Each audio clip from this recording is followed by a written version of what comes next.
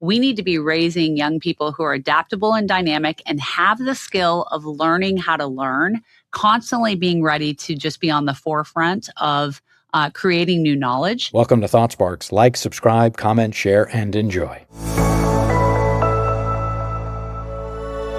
Hey, everybody, Rita McGrath here with another edition of our Thought Sparks podcast, which is a podcast dedicated to introducing you to people whose ideas think could spark your imagination. And this week's guest is MacKenzie Price, who she and I have been trying to get this on the books for a long time, and the stars and moon finally aligned. And she's the founder of a really innovative school, and now a series of schools called Alpha School, with a pretty different way of thinking about learning. And those of you who follow my podcast will know that in the past I've had my friend Ben Nelson on, who is the founder of the Minerva Institute, which is kind of out school at the higher ed level. And so it's just a thrill to have you here to talk about what you're thinking about education, for the little ones and the not so little ones. Well, Rita, thank you so much for having me. I'm excited that we get to have this conversation because I really think there's nothing more interesting than education. In fact, I was talking to someone the other day and I said, how can everyone not just want to talk about this all the time? And they looked at me and they're like, well, MacKenzie, you're a little bit of a different breed when it comes to this, but I just think it's such an exciting time with what's possible in education. So I'm ready to get into it. That's great. That's great. Well, maybe start off with just your background. You were a psychology major, as I understand it, at Stanford, and kind of living your best life. And then where did the idea for this school come from? Well, I'll go a little bit further back and tell you that I was a very good student growing up. So I was able to get into Stanford, but I hated school. I never liked school. So I was very excited to put my school days behind me and get out in the working world. And then fast forward a few years when it was time for me to send my own children to school. My husband and I were both public school products through high school. And so we sent our kids to our local public school district, which is considered one of the very best in Texas and probably in the country. But very quickly, what I found is that my girls were coming home bored and frustrated. And there was really a lack of ability to sort of meet them where they were at. And both of my girls were also the kind of kids that wanted to be good students. But about halfway through my oldest daughter's second grade year, she just came home one day and said, I don't want to go to school tomorrow. And I said, but you love school. And she said, school's so boring. And at that moment, I just had this thought of watching them go down the same path that I did. And I think when you think about it, Rita, and you probably encounter a lot of these students, in your professional world, there's a lot of students who are like me or my daughters would have been, which is good little soldiers, do as you're told, get the grade, go work on it. And then, of course, there's all these kids who are like, I am so not playing this game. Like, I am not engaged. I'm not doing that. And I just thought something has to be different. And I knew that it wasn't about just moving to a private school or finding another public school, something like that. I really realized it was this teacher in front of a classroom model where one poor soul who is devoted and cares about, helping and impacting kids, but has 15, 20, 25 kids in a room that are completely different in their levels of what they need academically. It's an impossible hill to climb. And I saw that my girls were, struggling with that experience as well. So back in 2014, which was before we even knew what artificial intelligence was, certainly before I knew what it was, I did know at that time that we could use adaptive apps to deliver academics faster. And I also knew that I wanted school to be a place where kids could develop life skills and they could pursue their passions and their interests and find that intersection with their talents. And so we started when my girls were in first and third grade. And my youngest girl is a senior at Alpha this year. So this will be my last couple of months as an Alpha mom. But I will tell you, it's been really exciting to meet students from all over the country that I get to now watch kind of go through this next iteration of what Alpha School is possible. That's exciting. And so the curriculum, right, is, let's go back in time again. When I think about what the public school system largely in the U.S. was set up to accomplish, it wasn't set up to invent people who are creative problem solvers in an era of AI. It was set up to take kids off of farms and teach them to show up on time and follow orders and copy exactly and do what they were told and not fail and not deviate and all that stuff, which was perfect for the industrial era, the sort of mass production, mass manufactured era, which is when a lot of that system was designed. And I think, we're moving into we're leaving that behind. I think we're leaving cheap energy, mass production, suburbs, shopping malls, highways, cars. That's all still going to be there. But I think the world we're moving into is a world where information is abundant and problem solving is going to be key. Resilience is going to be really important. Lifelong learning is going to really matter. And the ability to create things, in small teams or even individuals is unparalleled. We can create value now. There are single people making $80 million companies in 6 months by themselves. There's actually we have students at our own high school who are making plenty of money just doing things that they are taking advantage of AI tools. And I think you hit the nail on the head when you said that we need to be raising young people who are adaptable and dynamic and have the skill of learning how to learn, constantly being ready to just be on the forefront of creating new knowledge. And I don't think that makes understanding base knowledge any less important, because I think a lot of parents will ask, well, what's the point of even knowing anything if you can answer anything you want right here on your phone, through ChatGPT or something? And I really believe that in order to be a great critical thinker, you have to have knowledge in your brain upon which to draw from. And, the traditional school model that you mentioned, it did do a good job of teaching people to be compliant and follow the rules and stay away from failure. But what it hasn't done a good job of, especially in the last several years, is actually providing that academic information. And what we found is that when you can tailor the academic information to a student that's based on the level of knowledge that they need, as well as the pace that works for them, we're seeing students learn 2, 5, 10 times faster than students in a traditional classroom. And that's because they're getting a mastery-based one-to-one tutoring experience that is made possible now via artificial intelligence and technology. So that takes care of the table stakes of having that academic knowledge. And then where the real magic happens is when we're not wasting kids' time by sitting in school all day, and instead we're able to unleash them to go do workshops where they're building life skills like leadership and teamwork and grit and hard work and, public speaking and socialization and relationship building.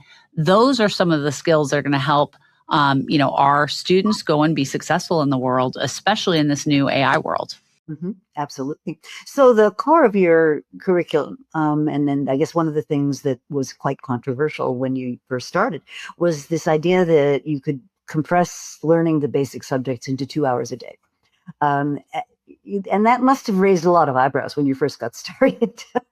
One of the things I think is so interesting about education, as I mentioned at the beginning, that I just love talking about this, but everyone has had their own personal experience with school, right? We all grew up and went to school. We had kids or friends or whatever who are sending their kids to school. And so we have a very set thought in our heads about what school is. And you think, okay, the longer that you're in school, the better it's got to be, right? Why would an hour of math not be better than 30 minutes of math? And let's go 2 hours. In fact, I was speaking with the head of a very large charter network, and I asked her, how are you guys getting your results? And she said, we are just keeping those kids at their desks as long as possible, more hours a day, more days, a week, and more months out of the school year. And I just look at that and think, okay, there's a reason kids are feeling burnt out, because no matter how much time you spend grilling them on, math or reading, if they're missing some of the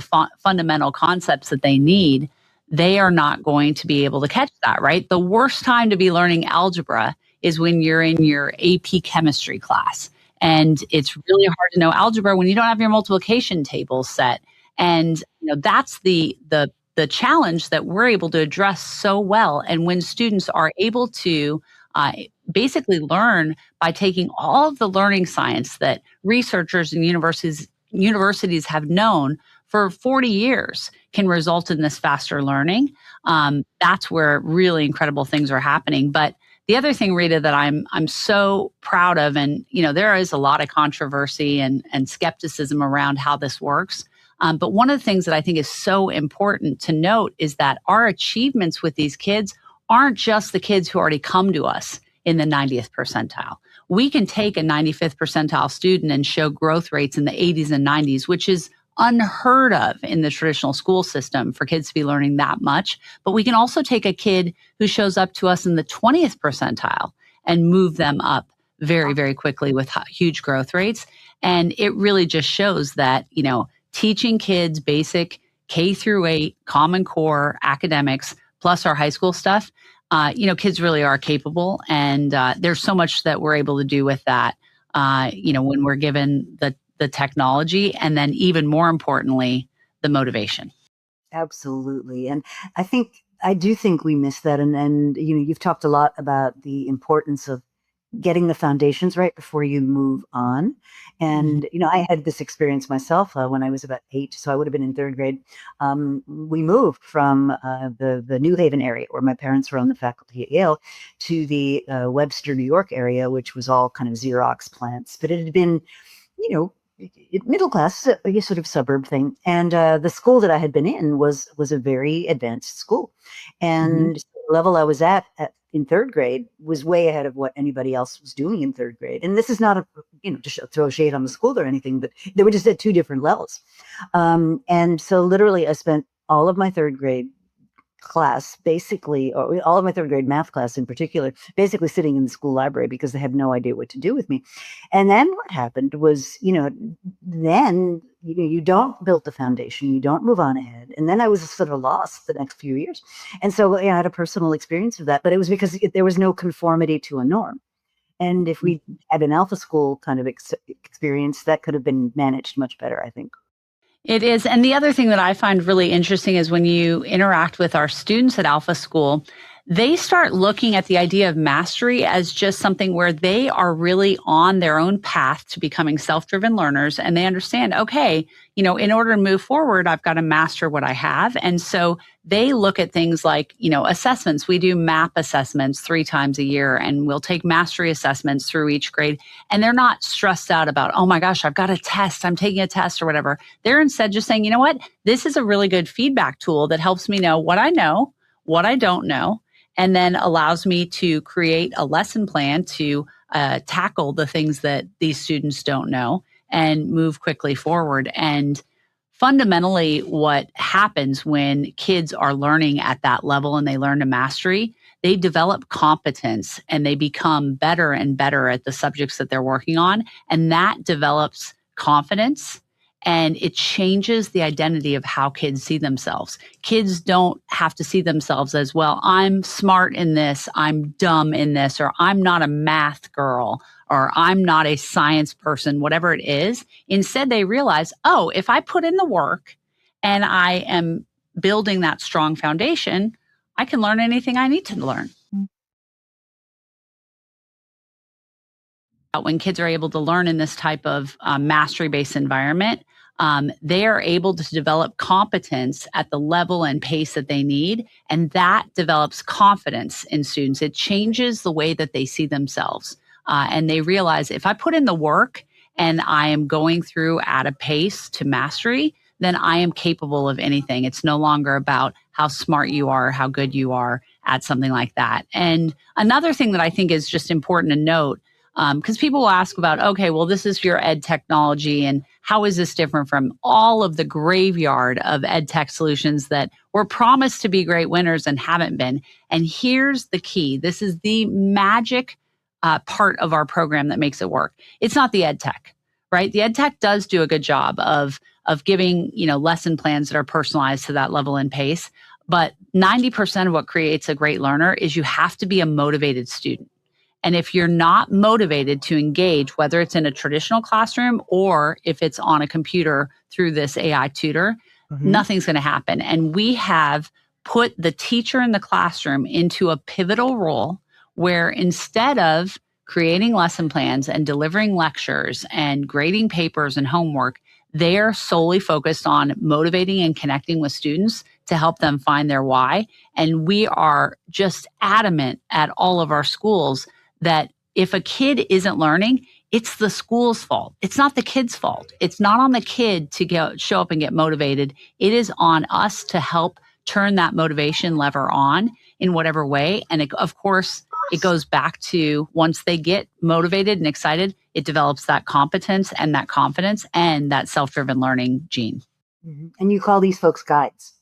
We do. We get a lot of slack, and I'm sure you've heard about this because people will say, well, you've said the school with no teachers. So they think no humans are in the classroom. And these are kids just, sitting by themselves, isolated, and there's no adult contact. And I will tell you, Rita, there are a lot of things we don't know about what the future world is going to look like. But here's something I will absolutely bet on. In 10 years, in 20 years, parents are still going to want to drop their children off in a building surrounded by other kids and loving, caring adults, right? And so that's what we've made possible already. And we call them guides because, to be fair, they are not teaching students. They are not doing academic teaching. They're not subject matter experts in 6th grade math or 7th grade science, but they are guiding students along a path. And about a year ago, I think I had somebody say to me, MacKenzie, come on, you got to just start calling these people teachers, and then you won't get so much of the pushback that you get from the mainstream audience that doesn't know about you. And I actually took that to our staff and said, hey, we were thinking we'd just make it simple. Let's not fight some big fight. Let's just say you're teachers. And we gave them a few days. We talked about it. Anyways, we sent out a survey, and over 75% of our staff said, we do not want to be called teachers. And there were several reasons for that, but they're like, we are guides. And about half of our staff come from a traditional teaching background. So they are well aware of what that world looks like in that traditional world. But what I think is most exciting about that role is it has given them the chance to finally make the level of impact that I think everybody gets into education to do, which is positively connect and make a difference in a kid's life. And unfortunately, in our traditional system, it's so hard for teachers to do that. They are so burdened trying to figure out how to deliver 5th grade curriculum to a class of 5th graders that could be wildly different. And of course, in the last few years, it's only gotten worse, right? You've got kids who are 1st, 2nd, 3rd grade level of knowledge. And so I think that's something that's exciting. We're using artificial intelligence to raise human intelligence, both from the perspective of academic knowledge, but even more importantly, that human connection. Mm-hmm. I think that's so important. And, in my day job is at Columbia Business School, where I work a lot in executive education. And we have a role called program management, which are the people that, make sure the name tags are right and they're there in the classroom and they run the tech and all this stuff. And I'd say about half of ours are people who got into teaching because they had a deep passion for what you've talked about, helping change people's lives and bring people into the world, and just got crushed by the system. And so they took those skills into another context. So from a very anecdotal micro level, I think a lot of teachers leave because it just wasn't what they signed up to do. Yeah, they do. And I mean, we're having a major crisis in our traditional education system because it's impossible to get qualified people who are going to stay there for a long time and not be burned out. And we absolutely believe that the people who choose to spend their careers in a classroom with kids, they're heroes. They should be paid well. They should be treated well. They should be appreciated. And, they should be enabled to spend all of their time focusing on connecting with these students. And it's a really fun thing to get to see. And I mentioned at the beginning that I grew up not loving school. And I find it amazingly ironic that now I'm in a school every day. And it's just such a different feel when there's joy and excitement. And that gets back to one other thing, which is our first commitment that we make to our students is that they will love school. And when I say love school, I mean like you might rather go to school than go on vacation. In fact, every 6 weeks we survey our students and we get, depends on the vacation, depends on maybe the workshops that we're doing in the afternoon during that school session. But between 40 and 60% of our students will say, I'd rather go to school. And the reason we think that's so important is because when kids are showing up to a place that they love being at, it allows us to challenge them to do big, hard things to make, huge things happen. It doesn't mean that every day is Disney World, but it means that they show up with passion and engagement, and they get home at the end of the day and they're like, wow, this is something I worked on. This is something I did. And a lot of that comes from having a culture where we have really high standards for kids. And we also offer the high support and the mentorship that they need to be successful.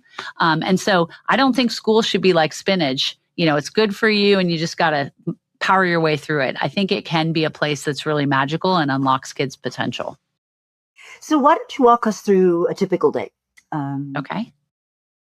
So we are a full day school program in our physical locations. And every morning starts, whether it's kindergarten to whether it's from pre-K through 12th grade, every day starts with what's called a limitless launch. And I want you to think Tony Robbins for kids. It's a time when the kids all get together and they are usually doing some sort of group challenge. Maybe it's a physical challenge. It might be some sort of a puzzle or a game that they're having to do.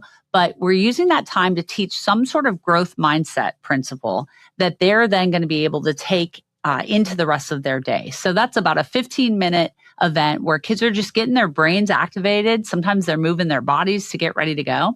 After that, they jump into their core skills period. This is that 2-hour learning period where we're doing our academics. And students are practicing a Pomodoro technique, basically 25 minutes in each of the core subjects, math, reading, science, language, with breaks in between. And if you walk into one of our classrooms, you might see, 2 8-year-old kids sitting right next to each other, and one kid is working on geometry and the other kid is working on some basic fast math, but they're sitting right next to each other. You also might walk into a classroom and see a few kids that are sitting at a table with a guide sitting next to them. And then you might see a kid who's like lying on the floor with his feet up in the air with his computer like this, doing his work. And what you'll see is that, wow, okay, this kid has figured out how to get his work done and hit his goals. And he's got kind of earned autonomy around his setting and where he's at.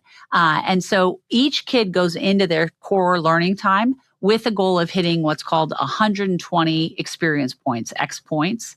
XPs is what we call them. And so that's basically, 1 minute of focused work is 1 XP. And so in 120 minutes, they can get 120 XPs done. Now, we pay our students for hitting their academic goals. That's another thing that is a little bit different, but our students are able to earn alpha bucks when they hit their goals. And then with that money, we're teaching financial literacy because they learn to earn. They get to spend in the school emporium. And at the end of the school year, they can even trade their alphas in for real cash. They learn to save. And we actually have interest savings accounts that they can earn interest with. And they learn to donate because that's an important quality that you need to learn to be successful financially in life. But by lunchtime, all of the academics is done. And it is time for where a lot of people think the real magic happens, which is our life skills workshop. So every workshop that we have has the goal of teaching some sort of a life skill. And it's doing it in a really fun way. And so that could be everything from, kindergartners who are learning to bike 5 miles, across the Golden Gate Bridge. And they're learning grit and they're learning teamwork. That could be a group of 5th grade students who are selling vending machines to local businesses where they're learning about, marketing and cold calling and outreach and then sourcing products, because what you put in a vending machine at a Pilates studio is going to be different than what you put in a vending machine at, a music studio, whatever it is. And so they're learning those things, financial literacy, entrepreneurship, whatever it is. Students also have time to work through what we call a check chart. And these are activities that they need to be able to hit as part of moving up to the next basically grade level. So we keep our kids in an age band so that they're with other peers their age, but they're working through their academic content at their pace, as well as some of these other kind of life skills activities that they do. And school ends at the end of the day. And one of the common things that I'll hear from parents is, it was Friday afternoon. I picked my daughter up and she was crying. And I said, what's the matter, honey? What happened at school? And this little girl will say, why don't we have school on Saturdays? I don't know why we have to have such long weekends. And And I will tell you, it seems literally unbelievable, but I have 2 girls myself who went through the system, and I learned you do not book your weekend trip to leave before the bell rings at 3:30 on a Friday afternoon, because they're like, we are staying in school. And, that's something that just is really important to us to deliver on our 3 commitments. Kids need to love school. They can learn twice as much in 2 hours a day, and then they learn life skills. Wow. And so who designs the workshops? How does that happen?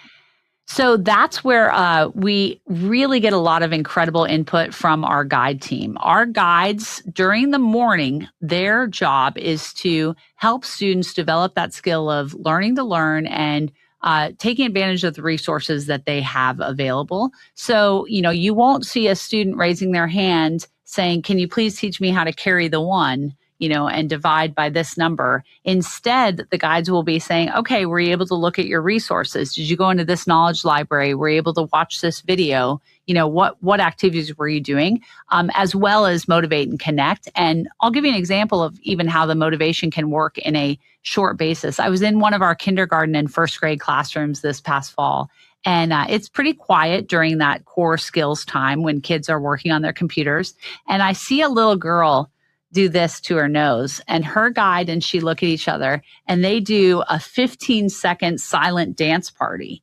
And I'm like, look over this. Well, that little girl had hit one of her academic goals, and that was enough to get her excited about the idea of, all right, I'm going to jump into the next, concept that I'm learning, and that's what I'm going to do. And so the guides are there to support them. But then in the afternoons, the guides are facilitating these workshops. So it's a combination of guide facilitated and created workshops. We also have an incredible workshop team, and that's something that we're really working to develop even more in 2026. We, on our learning science side, on our academic side, we have developed the best learning science team in the world. And we're going to be doing the same thing on our life skills, kind of core skills set.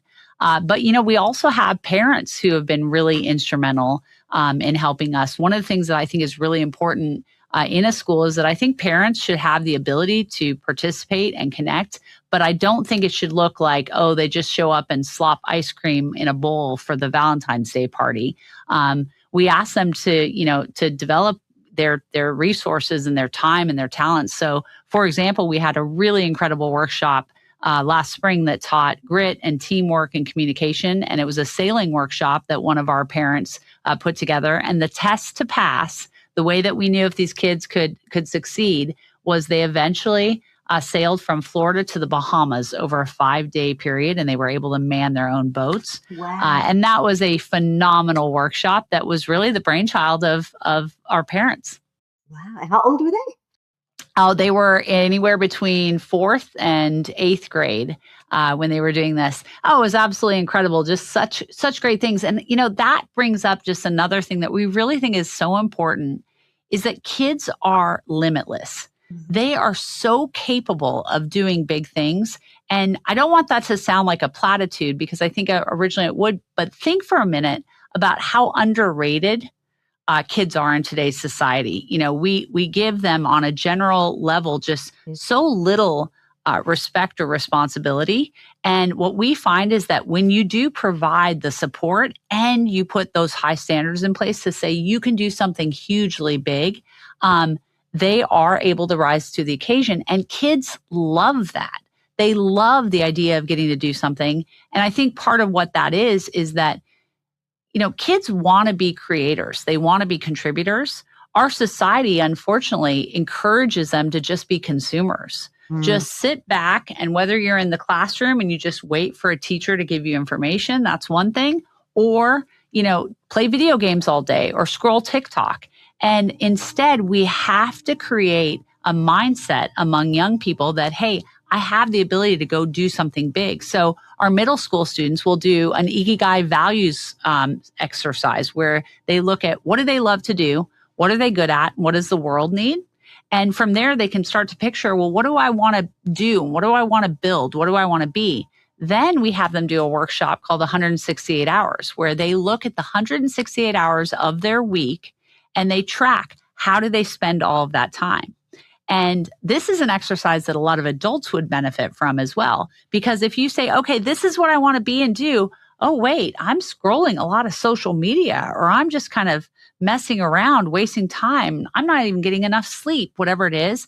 It helps them start to craft Hmm. the reality that they want to be in right now. And there's no such thing as, well, I got to wait till I get older, wait till I graduate, wait till I go to medical school, whatever it is. They can do things right now. And that's why we see kids doing incredible things starting in elementary school.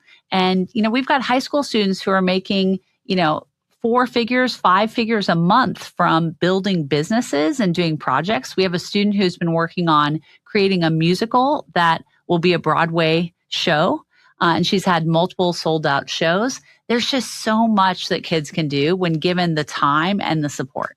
One of the most fascinating examples I ran across, in doing some of the research for this conversation, was one of your teenage students who was an avid mountain biker, and there was no convenient mountain bike facility near. And if I recall the story correctly, he said, "Well, I want to make a mountain bike park, so I'll go to government." And government basically didn't listen, didn't return calls. So then he said, "Well, all right, well, I'm going to have to, find some land that maybe I can buy." And then eventually did that. And then, tried to raise the money and ended up emailing anybody he could find on LinkedIn who even mentioned the word mountain bike and saying, "Look, Yeah. send me $5-10 just to buy this land and get this thing done."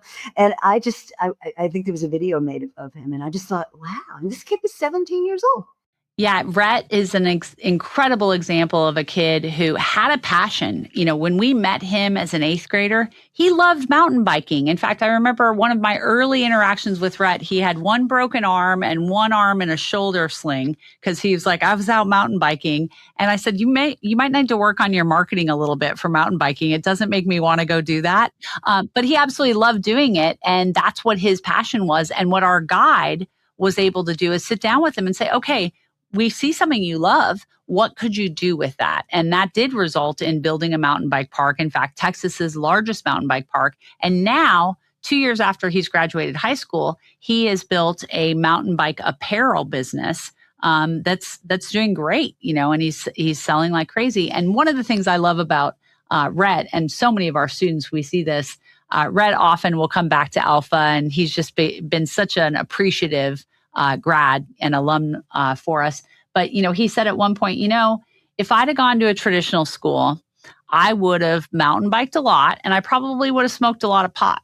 And he said, instead, I was at Alpha and I still mountain biked a lot and I built a huge business and I was too busy following my dreams and growing and building and connecting to get stuck in that other world, of smoking pot or whatever it was. And that's just what is so exciting is when you talk to all of these students, and I'm sitting here in the podcast room at our high school in Austin right now, you go out and you see students who are doing all these exciting activities and projects, and they're learning and they're connecting with experts in their field of interest. And they've just got that passion and that fire in their belly to realize like there are so many things I can do. And of course, that helps them not just now, but it helps them when they go off, into the real world, whether they decide to go straight into starting a business or pursuing their dream, or they want to go to university. And I'm sure you see this as well at your work in Columbia. I talk to professors all the time who say the students who are coming to us aren't well developed. They're not equipped to deal with so many of the things that are needed. And that is only going to become more and more true as we see AI continuing to take over more and more and more. And we have to implement in kids this idea that they are in the driver's seat and they can be proactive and have agency when it comes to their learning journey and what they're going to do. Mm-hmm. I love that idea. Well, one of the things that Jonathan Haidt, who's a friend of mine, you probably are aware of his work. He wrote a book Of course. a couple of years ago called The Anxious Generation about, two things really. And I guess The Anxious Generation is the logical extension of an earlier book in which he talks about how we're just mollycoddling these kids. We're wrapping them in cotton wool and not letting them try things, not letting them expose themselves to things, keeping them safe. But we're also not letting them experiment, build resilience, fail, try again, learn. And it sounds to me as though you've kind of built that into the curriculum. And I think Jonathan mentioned that he thought this all started when there was some television show about, horrible people snatching kids off the street and parents freaked out. And now every activity is planned, every kid is tracked, I mean, and I know parents that literally have on their iPhones, where my family members are. And while that I can understand that, it also does really remove a lot of pretty critical developmental experiences from. Well, and Jonathan's work is very interesting and very important for families to know, and he's done a great job getting the word out. I was talking to a friend of mine who has a toddler, and she was telling the experience about how they were at a restaurant, and her toddler started kind of making eyes at another toddler a few tables down, and they were doing that little like kind of peekaboo of interaction, not interrupting, not bothering, just kind of starting to engage in that what 2-year-old socialization looks like. And then all of a sudden, the parent at that other table handed the kid an iPhone.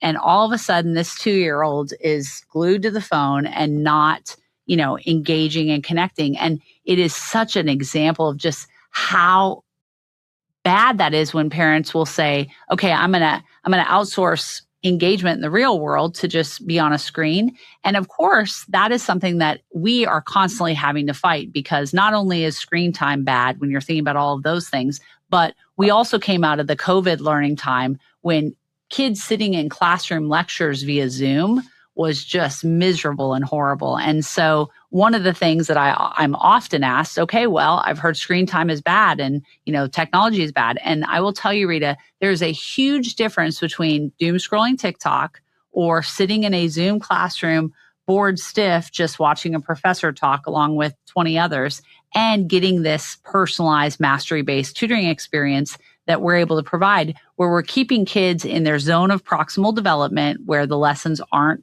too hard that they have gotten frustrated and overwhelmed, and not too easy where they're disengaged and kind of turned off. And so there's smart screen time, and then there's really poor screen time. And I think people like Jonathan, I had the opportunity to talk to him at a cocktail event very briefly, and we had a few minutes, and he said, I think I could get on board with that. So maybe you can connect me with him more formally so that we can have that discussion to make sure that's true. Oh, I'd be delighted. He's just a brilliant thinker, very clear-headed. And I wrote a recent blog post about what he's done. I think he's almost, well, not single-handedly, because nobody does anything alone, but he certainly has been a principal mover in shaping what I call the Overton window. So when his book first came out, the idea that governments would ban kids from owning smartphones or ban kids from being on social media, this was unheard of. And it was really left up to the parents. It's like, well, if you don't want your kid on social media, you tell them not to. And I mean, that's like we're trying to, disarm unilaterally, right? Because all their kids are on, all their friends are on these platforms. But the brilliant thing about what I think Australia started and other institutions are doing it now is they're saying the enforcement of this falls to the platforms, not to the parents. And so what you're doing is you're creating conditions where your collective action problem goes away, which I think is just brilliant and just had such high impact. But there's so much more that's a life skill in and of itself that we have to teach kids is just like any other tool. Tools can be used for good or bad, right? Think about, we let kids walk around with these sharp objects in their classrooms called scissors, right? And we don't worry that they're going to, stab each other and themselves.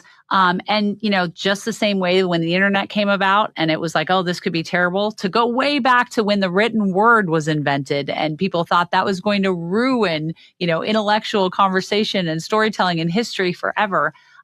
We have to help young people and really ourselves understand how to use things like social media for development. And the example you gave of our student Rhett, he DM'd 300 different people via LinkedIn that either had mountain biking and investor in his profile. And he was able to use that as a way to go raise investment money. And, again, that's what we need to create. And we've got students here who, instead of just playing video games, they are busy vibe coding and building video games and then hosting events. And we had a student who said, if you'd have told me a year ago that I could make $100 an hour by just playing video games, I would have said, sign me up. And he said, now I'm too busy to even play video games because I'm so busy building and doing something else. And again, that's when kids can be put in a position where they can go and become creators and builders. That's what they get so excited about. Nobody really wants to sit back and just be a consumer. we all want to figure out how to unlock our potential within. And, that's something that I think it's so critical if we're going to really help make this world, a better place on that big, big longitudinal scale. It all comes back to education, and you got to start early. And that's everything from encouraging love of reading, all of that, to again, knowledge creation and knowing how to continue learning. I totally buy that. And, I believe we're at this real turning point between the world of mass production, which we're leaving, and this new world of digital products, services replacing products in some cases, where, a good life means eating healthy food and getting exercise and building community and, adding value in the world. And we're not there yet. But I think I love talking to people who are doing things like Alpha School, because it's little glimmers of what this could be. And it doesn't have to be dystopian, right? It doesn't have to be a horrible future where everybody's unemployed and we all need, UBI to survive. It doesn't have to be like that. No, we can't have that. I mean, we really, we need to instill some optimism and some hope and some joy into what really should be an exciting thing, which is developing this generation. And we can't look at it the other way. I was actually had a philanthropy organization visiting several months ago, and at the end of all of our conversations, they said, "You guys are so happy. Why is everyone here so happy? It's just amazing. It's such a breath of fresh air," because they're used to walking into educational institutions and everyone is just like, "It's so hard and this is so impossible and we're so tired and it's there." And, that to me always raises the question of, I sometimes get frustrated when people are so stuck on wanting to cling into this old system, right? They want to hold on to this traditional system. And especially when you can show, evidence that this is working, right? And that's one of the reasons that we publish our results every year. We want to be able to show, hey, kids really are seeing these incredible rates of growth and they're learning so much more. And I really do hope that, as more and more people start to think about embracing AI in education, I don't want them to say, you know what, we're going to make AI this Band-Aid that stays on top of the traditional one in front of many classroom. Instead, we are going to really utilize it to provide that one-to-one tutoring experience. It's also important to note, like at Alpha School, we do not use chat bots in our academics in the morning. Chat bots in education are cheat bots, right? If given a chance, most students will say, hey, let me, copy, paste, tell me what the answer is. And, we're not using that. But when you use AI to really be able to precisely assess and measure what a student knows, what they don't know, and then build out that plan to help fill their holes, that's something that works well. And I think one of the reasons that Alpha gets a lot of attention is because we are trying to share what is possible in education. We also get our fair share of hate. That just say, oh, this is terrible and this is awful and we're going to do this. I get some crazy love notes, I have to say. Right. They're a little different. But what else I find is when people take a little bit of time to just look under the hood and realize, again, the role of the adult in the classroom, that we're not going to replace teachers, but we are going to transform their role, and that we're going to give kids more time, not less, to interact with each other, to follow their pursuits. And how about just to be outside and physically active and do things? Those are the things that I think people really realize once they look at it. Okay, this could make sense. I love that.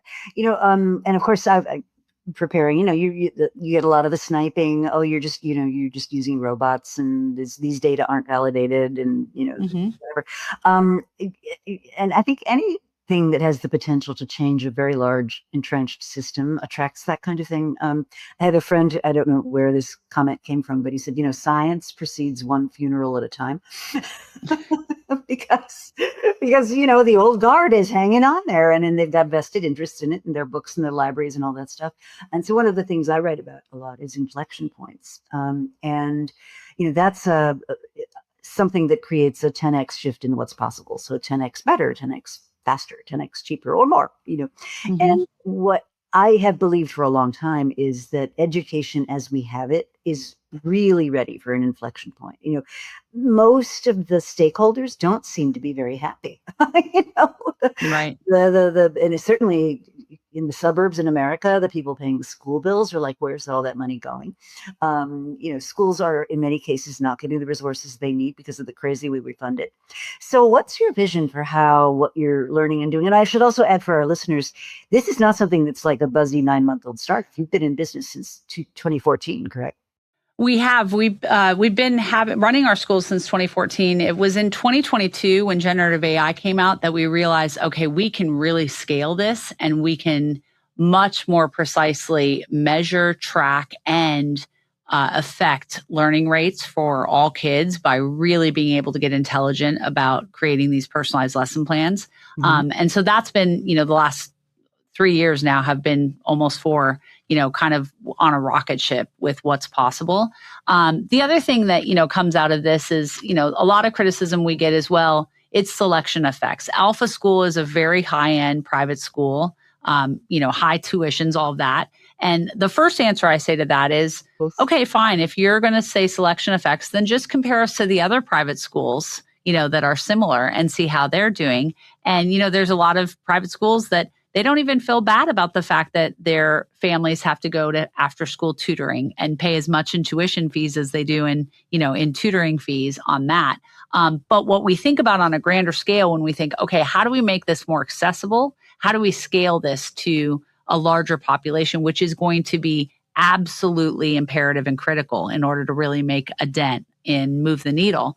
What we're seeing is that there are more and more models that we can incorporate at lower price points that still accomplish the exact same goal of the same academic platform and the same kinds of outcomes and the development of life skills. So one of the things that we're really excited about in my home state of Texas, we have something called Texas Sports Academy. The idea behind that school is that they're using the same 2-hour learning time back platform that our students at Alpha are getting. But then in the afternoons, they're out on the sports field. They're out on the gymnastics mat. They're doing the things that they love to do, of being physically active, getting training and development, for this. And in Texas, where ESA was implemented this past spring, we're able to provide that academic platform and those opportunities free of charge for the families that qualify. And so we just had registration close recently. We'll know in the next couple of weeks.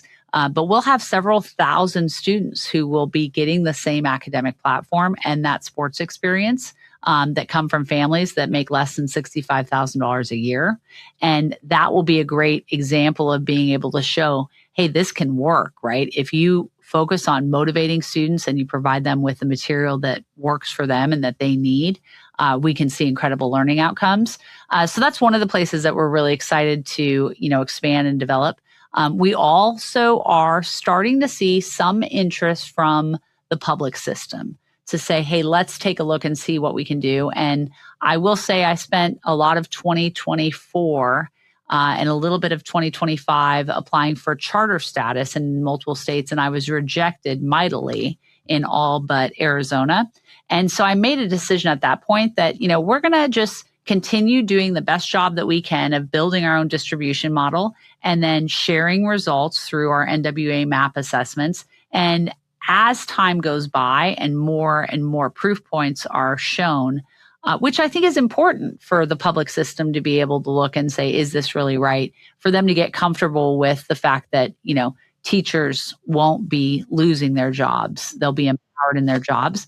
We're starting to see more interest coming that way. And I think that will be, another really exciting time. I always say I don't think there's been a more exciting time to be a 5-year-old or a teacher than right now because of what's going to happen in the next 10 years. And we are at a tipping point, where we're finally seeing like, all right, it's time to change, and just like, I think, 3 years ago, if you'd have told us that something would scan our bodies to detect for cancerous moles, instead of a doctor looking at it, we would have thought, well, that we don't trust that. And I think we're going to start seeing that in education, people are going to get more comfortable with good technology, not just for technology's sake, not just to say, oh, we've got a computer in our classroom, but really getting the benefits of that and, mixing it with, maximizing that human connection and that human potential.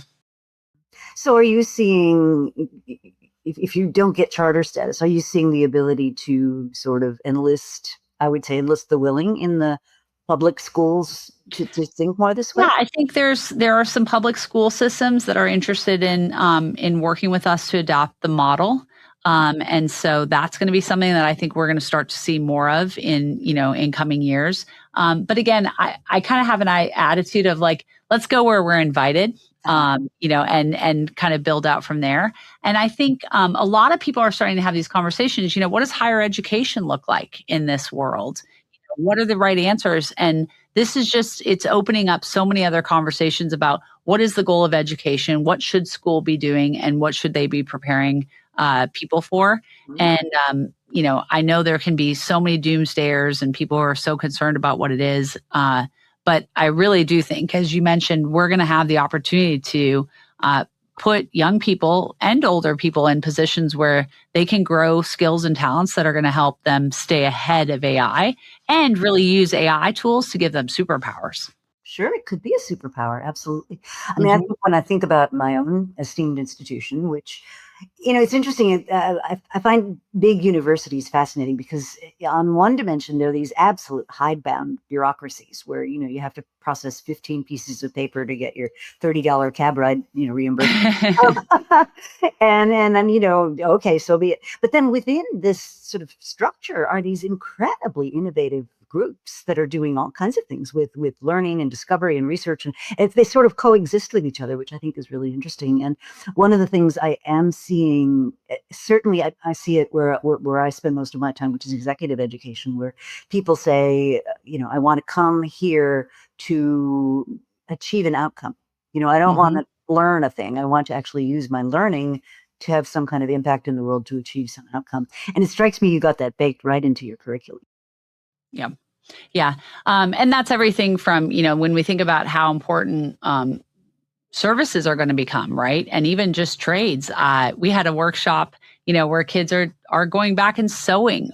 We have a workshop that I was just at in our Miami campus where it's actually a cross-school workshop. And so our youngest students, our kindergarten through third graders, are in charge of growing a garden. And so they planted this beautiful garden. And then our middle schoolers are in charge of marketing and sales, and they're going to be selling all of their produce at local farmers markets. And then they're donating the proceeds to a local food bank. And when you think about like just some of those types of skills that, you really can't, you can't replace the value you get from doing that kind of work. And one of the themes that we always are putting out in our schools is that the key to your happiness is contributing to your community, right? And doing something for others. And there are so many ways that we can instill that in kids, and then start to see, as you mentioned, what you're doing with executives is outcomes. Let's look at the results. Let's look at what you're able to build and what you're able to do.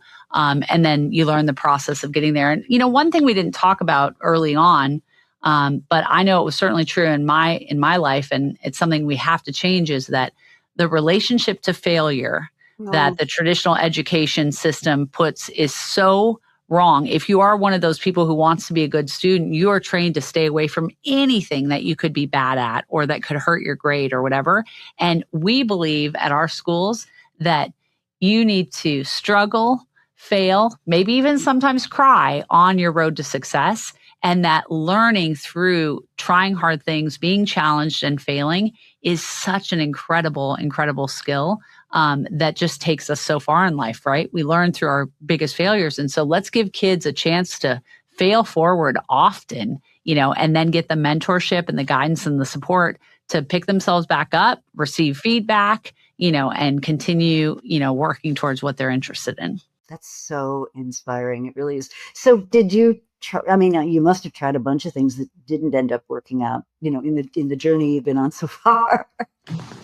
We certainly have. There's no question. I will tell you, just most fundamentally, you cannot put a kid on an app and say, hey, let me know when you've graduated high school, all will be good. You just can't do that, right? There's so much more that you have to build in terms of the scaffolding. You have to make sure that kids aren't doing what we call anti-patterns, which is, not engaging with the technology in a productive way.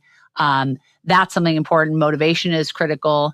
We very much believe in that, measuring outcomes around that 2x learning. And actually, that's a conversation we would have with parents is, hey, we're going to commit to 2x learning. And there's a lot of parents who are like, I don't care if my kid's learning 2x. 1x is fine. I don't care about that. But then when we said, what about 2-hour learning where you can get everything done in 2 hours? Then all of a sudden parents are like, all right, let's get these kids going. Let's do that. So we've learned a little bit about that, of what to do. The other thing we've learned when we think about life skills workshops and the way we've developed those is we ran a lot of workshops that were really fun, that the kids loved and they had a great time. But in the end of it, it was like, did we actually teach them anything? Did they learn a life skill? What did they learn from that? And then on the converse, we also ran some workshops that we were like, these are really rigorous workshops. The kids are learning life skills, but the kids didn't enjoy them. And, so that is one of those balances. So we have a framework for every life skills workshop that we do that basically is going to be clear. What are the life skills we're teaching? What are the mechanisms for teaching that? Are the kids going to love it? And is there an objective test to pass for how to know if a student actually learned that life skill or not? We're not just going to hand kids, a book on something and say, read this and then tell me everything you know about grit or entrepreneurship. We're going to say, hey, do this thing. And if you can make it, you can make it. And, about in our life skills workshops at the end of every session, we have what's called a test to pass event. And there we get between, 50 to 75% of our students will pass that workshop. But invariably, we have students who do not pass, and they're able to then sit down with their guides, get feedback, understand what they did differently, or what they could improve upon, and then go back and take another stab at it. And I think those are things that are just so important to learn how to do. So, we've gone through a lot of it, and it's exciting. We've also really had to learn that educating parents about the experience is really important because, as you and I talked about, we're like, oh, failure is fuel. It's great. It's wonderful until it's your kid who fails. And then you're like, oh, that was really painful to watch. And I want to go in and I want to solve the problem for them, not support them as they figure it out themselves. So those are some of the things that we spend time with our families, just helping them get behind the idea of support, don't solve, failing is okay. It's okay to let kids kind of go through a process in their learning journey. And again, I have a lot of empathy for that because I've watched it with my own kids. There are times that I've wanted to swoop in and try to save. And it's like, no. Ultimately, if what we want is best for our kids, we've got to let them use that. And there's no better place to do that than in a school with, a safe and supportive environment. But that is truly holding to a high standard and a rigorous standard. Yeah, I think that combination is important. And if you move on to the workplace, right, where there's all this stuff talking about, freedom with the responsibility, everybody loves the freedom part, right? And people are so wait a minute, you mean I have to own the outcomes? You're actually going to hold me accountable to what I said I was going to do.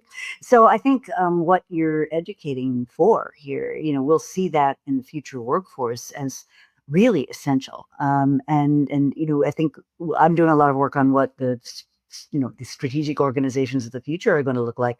And one of the qualities I think they will have is this quality of, I call it permissionlessness, where decisions can be made as close to the edges as possible, where you're interacting with your environment in a very proactive way, where you don't, you kind of are clear on the direction you're headed in. So you don't have to send decisions up and down some massive hierarchy. But a lot of people have never been prepared to to work in that way. And so the first time you sort of say, I see this is a mistake managers make all the time. They're like, oh, congratulations, we're going to push decision rights down the organization, but they don't provide the training. They don't give feedback. They don't tell you how you're supposed to do this. And then, of course, the first time anything goes wrong, oh, well, it's back to the way things used to be. It's just the wrong way to do this. Yeah. Well, I was in a kindergarten classroom of ours, and at the end of the day, we also do something called shout outs where the kids all come together within their groups, their levels. And first of all, they will go through, here's what I was successful at in the day, or here's what I could have done better. And kids will call each other out. Hey, Rita, I noticed how you were really showing grit when you were frustrated with the robotic, coding that we were trying to do this afternoon, but you stuck with it and it was great. Or, Sarah, it was really wonderful when you came over to me on the playground and you started playing with me, because you saw that I was alone and you were uplifting others in this. And it's a great skill to have. But I remember I was in a classroom, and this is about October. I mean, it couldn't have been more than 6 weeks into the into the school year. And a little boy stood up and he said, well, today I got 2 of my 4 math goals and 1 of my 3 reading goals. And the reason I struggled was because I was not focused and I sometimes just forgot to kind of pay attention. And tomorrow, I'm not going to sit next to Max. And he looked over at his buddy, and I thought, he's 5 years old and he's already got the ability to say, let me look back on, first of all, where I was in relation to my goals, why I didn't hit my goals, and what can I do differently tomorrow. And I just thought, what an incredibly wonderful skill to learn at the age of 5. That I could use at the age of 49, some reminding of like, hey, let's look back at what I could have done better and how I can solve for that the next day and go forward. And, and those are something that I think that kind of skill is going to be so important for us to all develop, as we go forward. I think so too. Well, this time has just flown by. I know your schedule's crazy, and I'm really, really glad that you took the time to chat with us. So where do you see Alpha Schools? I mean, you're expanding into lots of cities. And do you see that continuing, that you'll start to make that accessible to more and more families? We have, from an Alpha School perspective, we've had so much demand all over the country for this. And so we have created basically the ability for families to be able to join together and connect with each other and also educate each other to say, hey, this is what Alpha School is all about. They can even help with finding real estate, because they say, we want to bring this into our city. So that's one of the things that's been really exciting. We're actually offering summer experiences all this summer of 2026, where families can go and try 5 days of the Alpha experience to see if it's something they like. And then we've got other models of schools that are opening up. So the Texas Sports Academy is something that, again, is going to be free to many families in Texas. Yes. We have a GT school. Yeah. We've got a school that actually focuses on gaming and that to teach life skills called Next Gen Academy. We've got homeschool programs that are online and virtual. We've got a charter school in Arizona that is a virtual school that's free of charge called Unbound. And there's just more and more stuff. We also have apps and aspects of our Time Back platform that are going to just be downloadable. So I think we're going to see more of that happening. And it is just fun to, to walk into rooms. I spent the last week, as an example, traveling all over the country, talking with families that are looking at this school model. And there's just a lot of excitement, right? Because it is kind of cool when you think, wow, my kid could be at a place where they're excited to go, they're learning like crazy, and they're getting to do cool stuff. When that could be everything from, learning how to change a tire to, being able to catch a fish and pitch a tent and do all these kinds of activities to completing a Spartan race together. And so there's just a lot of enthusiasm and excitement. And I really hope that will continue to catch as more and more people learn about this model. I think that's great. Well, thank you so much for your time. And hopefully to be continued. And if we can be helpful to the cause, let us know. Thank you for having me.